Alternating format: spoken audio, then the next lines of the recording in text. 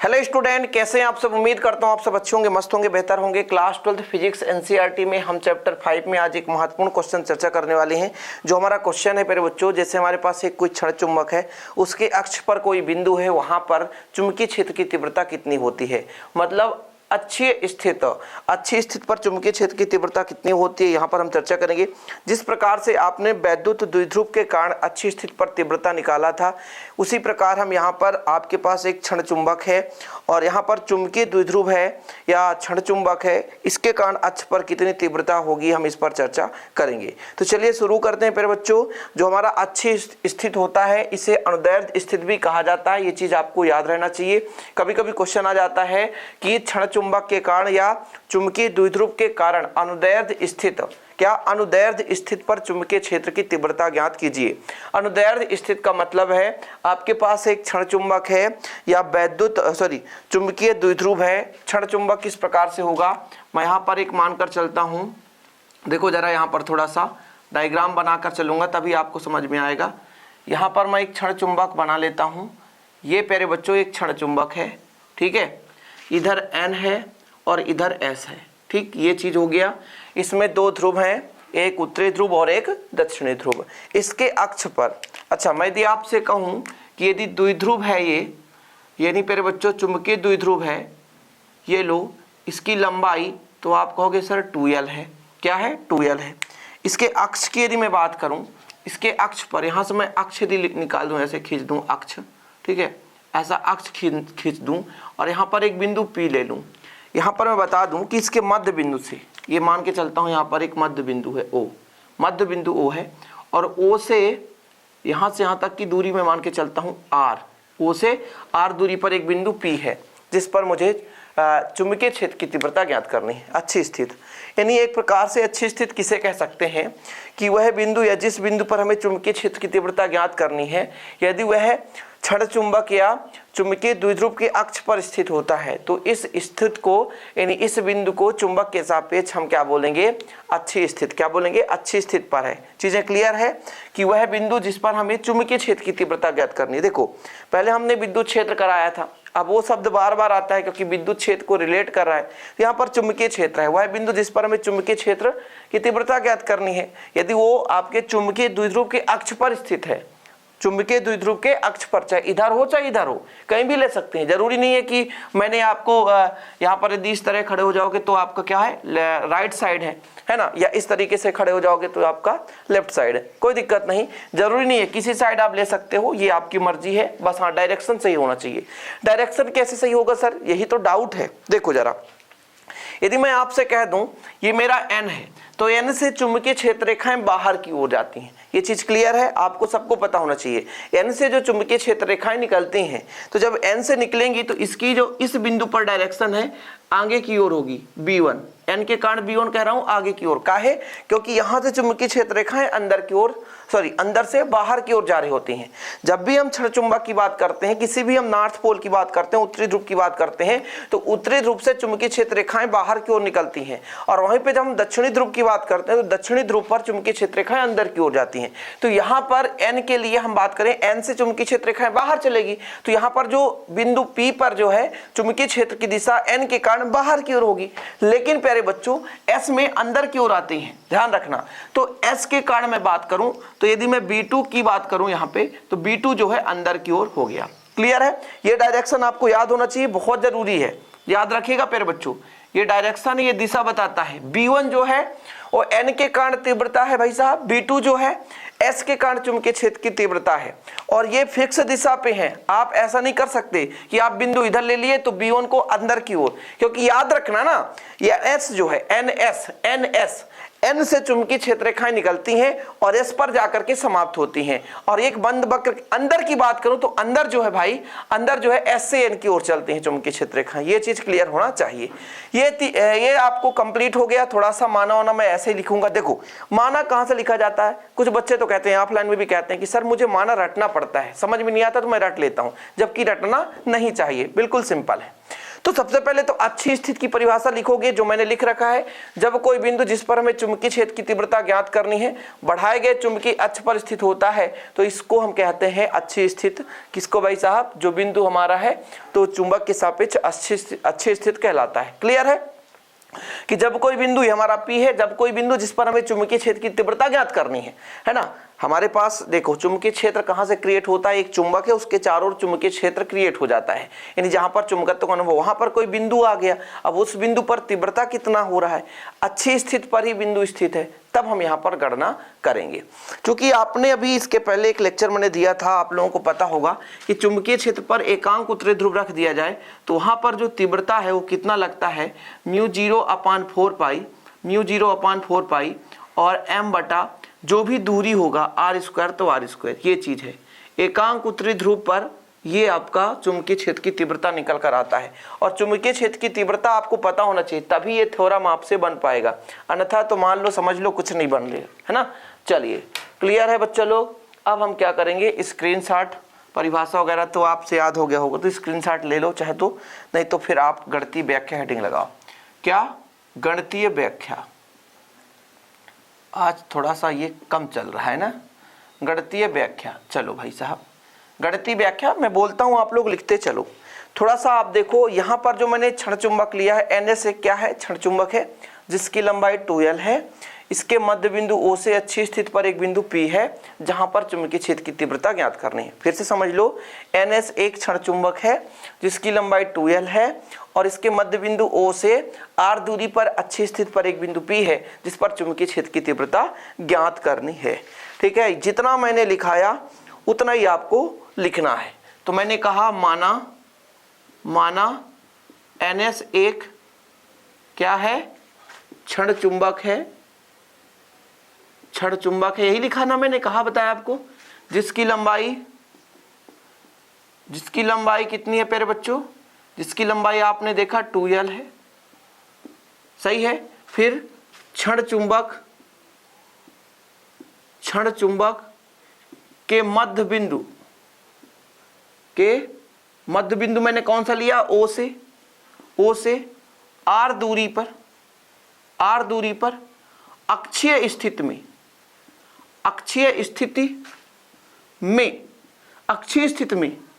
बिंदु P है जिस पर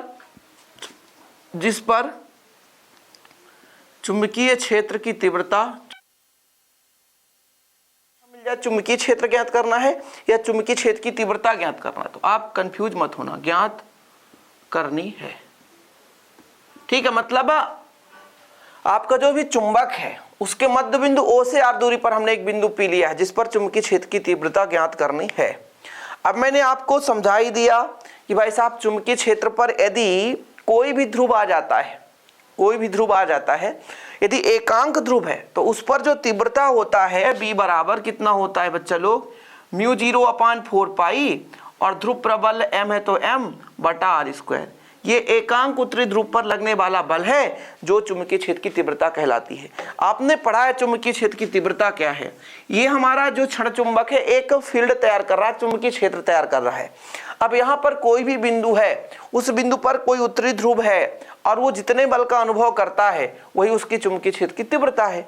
तो भाई साहब हमने ये इसके पिछले लेक्चर में कराया था कि मान लीजिए एक क्षण चुंबक है, चारों ओर चुंबकीय क्षेत्र है, वहां पर कोई उत्तरी ध्रुव आ रहा है, कोई ध्रुव रखा है, एकांक उत्तरी ध्रुव हमने कल्पना की थी, एकांक उत्तरी ध्रुव उस पर कितना बल लग रहा है वही चुंबकीय क्षेत्र की तीव्रता है। यहां तक क्लियर है, आगे मैं लिखूंगा इसलिए मैं समझा रहा हूं। यदि मैं कह दूं बच्चा लोग कि यहाँ पर दो ध्रुव हैं तो दोनों ध्रुव के कारण बिंदु P पर तीव्रता लगेगी। मैंने आपको पहले भी बताया कि N के कारण बाहर की ओर और S के कारण अंदर की ओर, क्योंकि N से चुंबकीय क्षेत्र रेखाएं बाहर की ओर जाती हैं, S पर अंदर की ओर। यहां से आप देखो यहाँ पे P है तो P पर N के कारण चुंबकीय क्षेत्र रेखाएं ऐसी जाएंगी, S के कारण चुंबकीय क्षेत्र रेखाएं ऐसी आएंगी। तो इन दोनों के प्रभाव के कारण इनका डायरेक्शन तैयार हो जाता है। तो मैं यदि आपसे कह दूं प्यारे बच्चों कि ध्रुव प्रबल तो स्मॉल m है, कोई दिक्कत है नहीं। जैसे मैं कह दूं यहाँ पर N और S की ध्रुव प्रबल, दोनों का ध्रुव प्रबल स्मॉल m है। ठीक है, ध्रुव प्रबल उसकी एक शक्ति है, क्षमता है, शक्ति क्षमता दोनों की समान है, बस एक दूसरे के विपरीत है। कोई दिक्कत तो नहीं है। चलिए आगे आप लोगों को थोड़ा सा लिखना है कि n ध्रुव के कारण, किस ध्रुव के कारण, n ध्रुव के कारण, n ध्रुव के कारण कहां पर, बिंदु P पर, बिंदु P पर क्या निकालना बच्चा लोग, चुंबकीय क्षेत्र की तीव्रता, चुंबकीय क्षेत्र की तीव्रता। देखना जरा, यहां पर मैं लिख रहा हूं B1 लिख रहा हूं ना, B1 कितना हो जाएगा बच्चा लोग, म्यू 0/4 होगा। सही है सर। m तो m। अच्छा एक बात बताओ, O से P हम ले रहे हैं तो O से P तो हम यहां पर नहीं ले पाएंगे, कारण ये है क्योंकि R तो O से P है। देखो आपने पढ़ा कि सर ये आपने अभी बताया सर कि B बराबर होता है म्यू 0/4 है ना, m/r²। लेकिन ये यार वो दूरी है, ये यार वो दूरी है जिसके कारण हम वहां पर तीव्रता निकाल रहे हैं। तो यानी के कारण हम P पर तीव्रता निकाल रहे हैं, तो N से P की दूरी हमें पता नहीं है, इसलिए हम यहां पर कर सकते हैं np², np²। अच्छा डायरेक्शन बताओ, डायरेक्शन बताओ N से P, डायरेक्शन के अनुदिश। डायरेक्शन कहां से आ गया, ये दिशा बताता है, चुंबकीय क्षेत्र रेखाएं N से निकलती हैं बाहर की ओर, तो ये चीज क्लियर हो गया होगा आपको।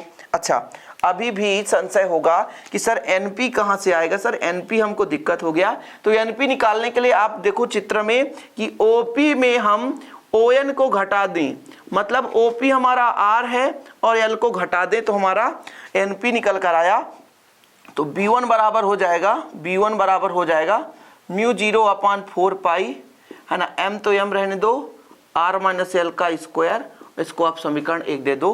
बिल्कुल कंफ्यूज मत होना कहां से आ रहा, मैं आपको समझा रहा हूं, एक एक पॉइंट समझाऊंगा यार, ऐसे ही नहीं टाइम लास्ट कर रहा हूं आपका, आप बिल्कुल लास्ट तक देखोगे तो पूरा समझ में आ जाएगा, ऐसे ही नॉर्मल टाइम लास्ट नहीं कर रहा हूं।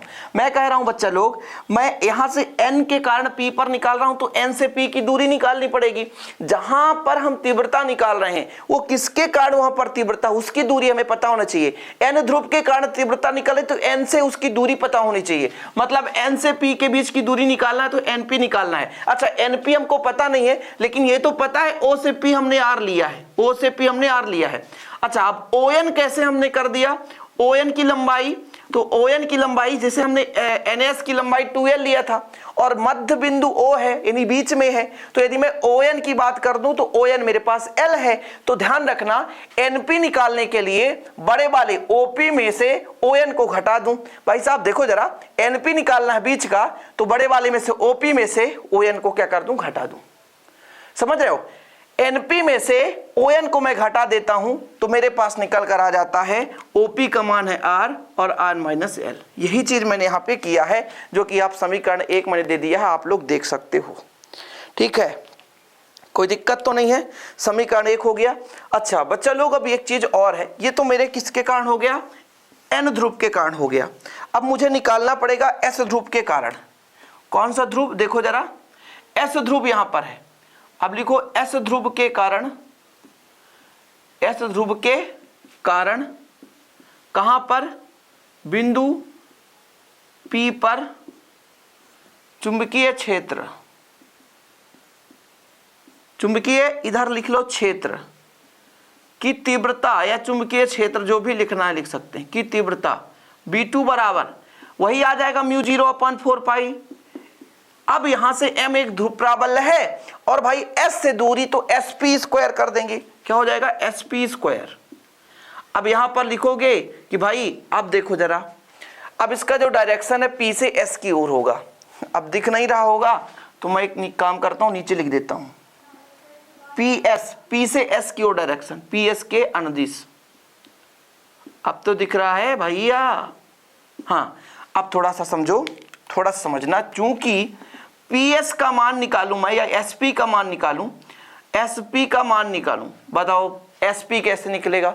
तो सर मुझे पता है OP तो R है, OP तो R है और OP में OS को जोड़ दो। ये कहां कहां से आ गया, समझो थोड़ा सा, मुझे S से P निकालना है तो OS का मुझे पता है, कैसे पता हो गया सर, NS की लंबाई 2L है, मध्य बिंदु O है, तो तो 2l हमने इसीलिए मानकर चला है। 2l क्यों लिया जाता है, 2a 2l हमेशा क्यों लिया जाता है, क्योंकि प्यारे बच्चों गणना के लिए आसान होता है। अभी हमने सोचा कि भाई SN2l है, अब हम OS का मान निकालना चाहते हैं तो आधा कर दे तो l आ गया, नहीं तो l/2 करना पड़ता, समझ रहे हो। तो OS का मान मुझे पता है l, 2l का आधा, और OP का मान पता है r, तो जो SP निकल कर आएगा कितना हो जाएगा, इसका मान मुझे l है पता है, तो यहां पर OS का मान रख दूंगा l और इसका मान रखूंगा r, तो r प्लस l कर देता हूं, डायरेक्शन सही हो जाएगा। ठीक है, चाहे आप आगे पीछे लिख सकते हो, डाउट हो तो OP धन OS कर लेना तो दिक्कत नहीं रहेगा। ठीक है, तो r प्लस l हो गया। इसलिए जो मेरा B2 निकल कर आएगा, इसलिए जो B2 निकल कर आएगा μ0/4 है ना, m/ कितना हो जाएगा r प्लस l का स्क्वायर, और इसको आप समीकरण 2 दे दो। देखो जरा दिख रहा है आप लोगों को, स्क्रीनशॉट ले लो, फास्ट करो भाई साहब, है ना, दिख रहा, बिल्कुल कंप्लीट दिख रहा है। उम्मीद है कि आप लोगों को इतना तो क्लियर हो ही गया होगा। अब भी मैंने 2 चीज तो निकाल ही लिया बच्चा लोग। 2 चीज क्या क्या निकाल लिया, n ध्रुव के कारण बिंदु P पर तीव्रता और S ध्रुव के कारण बिंदु P पर तीव्रता, दोनों का डायरेक्शन अलग अलग है। भाई चुंबकीय क्षेत्र की तीव्रता निकालने के लिए चुंबकीय क्षेत्र की तीव्रता का फार्मूला पता होना चाहिए, चाहे हम अच्छी स्थिति की बात करें चाहे निरक्षी स्थिति की बात करें। ठीक है, चीजें क्लियर हो गई हो तो स्क्रीनशॉट फास्ट, है ना, स्क्रीनशॉट ले लें फास्ट प्लीज, जल्दी करें। ओके चलें आगे चलें भाई साहब, क्लीन कर दें। ओके सर क्लीन करिए। अब देखो जरा, अब यहां पर हम 2 तीव्रता प्राप्त कर चुके, एक n ध्रुव के कारण और एक s ध्रुव के कारण। अब संशय हो गया कि सर आगे क्या करना होगा। देखो जरा, आगे ये करना है कि परिणामी तीव्रता निकालना है। जो बिंदु P पर है 2 तीव्रता निकल कर आगे, कि मतलब बिंदु P पर कोई भी एकांक उत्तरी ध्रुव आएगा तो 2 बल का अनुभव करेगा, एक n के कारण एक s के कारण। अब इस पर परिणामी तीव्रता कैसे निकालेंगे, तो चूंकि हम जानते हैं एक दूसरे के विपरीत हैं, ये B1 और B2 एक दूसरे के विपरीत हैं, और प्यारे बच्चों n का जो चुंबकीय क्षेत्र है, n ध्रुव का जो है वो प्रबल है किसके, s ध्रुव के सापेक्ष। इसलिए परिणामी तीव्रता निकालने के लिए हमको अधिक वाले में से कम वाले को क्या कर देना है, घटा देना है। तो चूंकि लिखना है यहां पर, चूंकि B1 और B2 एक ही रेखा पर कार्य कर रहे हैं, एक ही रेखा पर विपरीत दिशा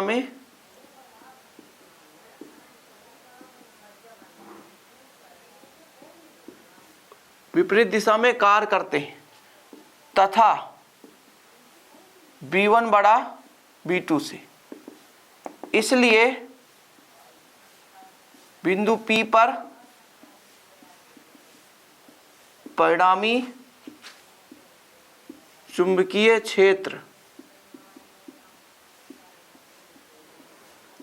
क्षेत्र की तीव्रता मैंने आपको पहले भी बताया था, परिणामी निकालना है B, तो बच्चा लोग अधिक वाले में से कम वाले को घटा दो। तो आपने समीकरण 1 में देखा कि B1 का मान μ0/4, समीकरण 1 में हमने मिटा दिया है, वहां पर आया था m/r-l का स्क्वायर, सही है। B2 का मान कितना है, μ0/4, सही है, और m/r+l का होल स्क्वायर। बस यदि चैप्टर 1 में आपने पढ़ा तो सिमिलर है, मिलता जुलता, कोई नहीं रोक सकता आपको, आप बेहतरीन रूप से कर दोगे। क्या करना है सर आगे, जो भी कांस्टेंट हो, मतलब जो कॉमन हो, उभयनिष्ठ बोल सकते हैं, कांस्टेंट नहीं बोल सकते। जैसे μ0 दोनों में है, m दोनों में है, 4 दोनों में है, ठीक है, कॉमन ले लिया हमने। यहाँ पर कितना बचेगा, 1/r-l का स्क्वायर बचेगा, माइनस है, यहाँ पर बचेगा r+l का स्क्वायर। देखो बच्चा लोग, नीचे भी एक लाइन आ जाएगा, जिससे कुछ भी नहीं बन रहा है वो भी इनको सॉल्व कर सकता है। इतना सरल है ना, यही इतना सरल है, जिससे कुछ भी नहीं बनता, जिससे एलसीएम लेते भी नहीं बनता। तो देखो कैसे सॉल्व करना, इसको इधर ले आओ,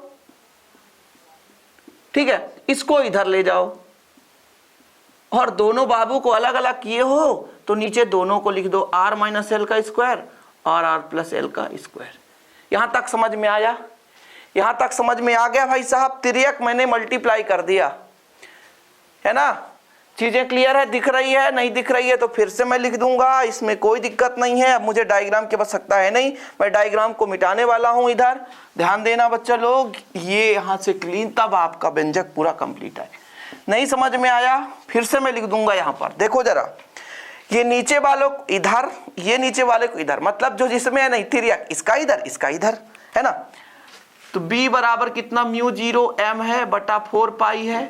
चीजें क्लियर है? जब हम एलसीएम लेते हैं, यदि दोनों अलग अलग हैं तो दोनों को लेना पड़ता है, ठीक है। ऐसा मैंने कर दिया, नीचे का जब एलसीएम लिया, फिर से मैं समझा रहा हूं इसको, यहां पर मैं मिटा दे रहा हूं, फिर से मैं इसको समझा रहा हूं, नीचे अच्छे से दिख भी नहीं रहा होगा। अब मैं जब एलसीएम लिया तो एलसीएम लेने के बाद नीचे वाले हर का भाग करना पड़ता है। जब हर का भाग करूंगा तो ये बचेगा, और जो बचता है उसका मल्टीप्लाई करना पड़ता है। इसलिए तो कहा इसका इधर इसका इधर, दुनिया की बातें मत सोचो। r प्लस एल का square minus r minus L का स्क्वायर। अब एक फार्मूला यहां पर लिखी दूं, हो सकता है बच्चा लोग आपसे याद हो, a प्लस बी का होल स्क्वायर बराबर होता है a square plus 2ab plus b square, है ना। और a माइनस बी का होल स्क्वायर, सर ये तो बचपन में पढ़े हैं, है ना, तो अब तो हमको याद ही होगा। ये दो फार्मूले, है ना, इन दोनों फार्मूलों को रखना है। देखो a प्लस बी यानी r प्लस एल का whole square, r minus L का होल स्क्वायर, दोनों को रखेंगे, यहां पर करते हैं, ठीक है। तो b बराबर देखेगा थोड़ा सा, म्यू 0 m बटा 4 पाई, तो 4 पाई रहने दो, a square b square plus 2rl, minus है तो माइनस लगे रहने दो, a square plus B square minus 2rl divide by r square minus L square और r प्लस एल का स्क्वायर। अब देखो थोड़ा सा, जो माइनस में बच्चा लोग वो कट पिट जाएगा, झंझट खत्म हो जाएगा। म्यू 0 अपान 4 पाई m है। देखो जरा, r स्क्वायर में r स्क्वायर घटेगा कैंसिल, एल स्क्वायर में एल स्क्वायर घटा कैंसिल, लेकिन ऋण ऋण धन हो गया तो 2 2 4 हो जाएगा, 4 r l अपान। अब एक चीज और है, देखो जरा, यहां पे कंफ्यूज हो जाओगे कि a minus B A plus B का फार्मूला क्या होता है, A square minus B square, और होल वर्ग है तो होल वर्ग हो गया। ये सबसे ज्यादा डाउट में रखता है बच्चों को कि sir a minus B into A plus B है, तो इसका फार्मूला होता है A square minus B square, और यदि दोनों में वर्ग लगा है तो इसमें भी वर्ग लगा दो, इसमें भी क्या कर दो, वर्ग लगा दो। चीजें क्लियर है, समझ में आ गया? a minus B A plus B का होता है A square minus B square. फिर से समझ लो, आर स्क्वायर से आर स्क्वायर माइनस लगा है, एल स्क्वायर से एल स्क्वायर खत्म, और बच्चा लोग यहाँ पर प्लस 2rl है, यहाँ पे माइनस 2rl है, तो प्लस 2rl इस माइनस माइनस से हुआ प्लस, तो 2 2 कितना हो गया, 4rl, कितना, 4rl। ओके, चीजें क्लियर है? ये कहां से आ गया, a minus B A plus B का फार्मूला होता है A square minus B square, वर्ग लगा है तो वर्ग हमने लगा दिया। यहां तक आपको कोई डाउट नहीं होना चाहिए। उम्मीद करता हूं कि आप लोगों को क्लियर हो गया होगा, ठीक है। अब देखो थोड़ा सा अरेंज करूंगा, अरेंज ऐसा करूंगा प्यारे बच्चों कि यहां पर मैं म्यू 0 अपान 4 पाई कर दूंगा, ठीक है, ओके सर। और यहां पर मैं इसको तोड़ ताड़ दूंगा। कैसे तोड़ूंगा, देखो जरा, m है तो m, ठीक है, l है तो l, ठीक है सर, r है तो r। अब 4 को तोड़ूं यदि तो 2l और 2r कर दूंगा, तो आपको कंफ्यूज नहीं होना पड़ेगा, क्योंकि ये तो बड़ा सिंपल था मैंने जो तोड़ा है। और इसको इसलिए तोड़ा है क्योंकि एक ध्रुव प्राबल्य और दोनों ध्रुव प्राबल्यों के बीच की दूरी का जो गुणनफल है चुंबकीय द्विध्रुव आघूर्ण कहलाता है। क्या कहलाता है? चुंबकीय द्विध्रुव आघूर्ण कहलाता है, चुंबकीय द्विध्रुव आघूर्ण कहलाता है। समझ रहे हो? इसलिए मैंने इसको तोड़ दिया। समझो फिर से तोड़ने का तरीका, म्यू 0 अपान 4 पाई इसको शांत रख दिया, मेरे पास m है तो m रख दिया, l है तो l रख दिया, r है तो r रख दिया। 4 को मैं 2 दूना 4 कर सकता हूं, तो 2 2 अलग अलग रख दिया कि 2 दूना 4, तो मुझे m इंटू 2l मिल गया। एक ध्रुव प्राबल्य और दोनों ध्रुव प्राबल्यों के बीच की दूरी का गुणनफल चुंबकीय द्विध्रुव आघूर्ण कहलाता है, या चुंबकीय आघूर्ण कहलाएगा। चीजें क्लियर है बच्चा लोग? तो यहां तक यदि क्लीन कर दूं मैं, स्क्रीनशॉट ले लिया करो, इतना समय देता हूं। अब देखो मान रखूंगा, इसलिए आपका b का मान निकल कर आ जाएगा म्यू 0/4 और बच्चा लोग मैं रख दूंगा कैपिटल M रख दूंगा, और 2r तो हाई है, 2r तो कहीं जाने वाला नहीं है, इसलिए यहां पर 2r भी लिख दूंगा। ठीक है, और आगे आपका यहां पर हो गया r² l² का होल स्क्वायर। अब चाहे समीकरण आप देते जाओ, जितना भी देना हो, आपकी इच्छा है, आप अपने आधार पर समीकरण दे सकते हो। और यही हमारे पास एक चुंबकीय क्षेत्र की तीव्रता निकल कर आ गई अच्छी स्थिति में, और चुंबकीय क्षेत्र की तीव्रता का मात्रक टेस्ला लिख सकते हो। अब कंडीशन ये है कि मैंने कहा कि मेरे पास एक n था और एक s था, मध्य बिंदु O से r दूरी पर एक बिंदु P था, है ना, और इसकी बीच की लंबाई L और L मतलब 2L, है ना। मध्य बिंदु से यहां से मैं इधर L ले लिया। अब मैं यदि कह दूं कि यदि चुंबक बहुत छोटा हो जाए, मतलब बहुत छोटा हो जाए और बिंदु बहुत दूरी पर हो जाए, मतलब जो L का मान है लेस देन R, मतलब R से बहुत छोटा हो। यदि मैं कह दूं L की जो वैल्यू R से बहुत छोटी हो तो L की क्या कर देंगे, L की उपेक्षा करने पर मतलब समझ रहे हो, सीधा मार दो गोली और हटा दो उसको अपने जगह से, और जब जगह से हटाएंगे तो आपका निकल कर कितना आएगा म्यू 0 कक्का, तो यहां पर रह दो बाबू, 2m है तो m, r तो r, यहां से l मारो गोली तो कितना हो गया r² का स्क्वायर, यानी r का पावर 4। ठीक है, यहां कितने आ रहे हैं, ऊपर 1 और नीचे 2 दूना 4 r, 4 में से 1 r गायब। कैसे, एक ऊपर से कट जाएगा ना नीचे वाला, थोड़ा समझने की कोशिश करो।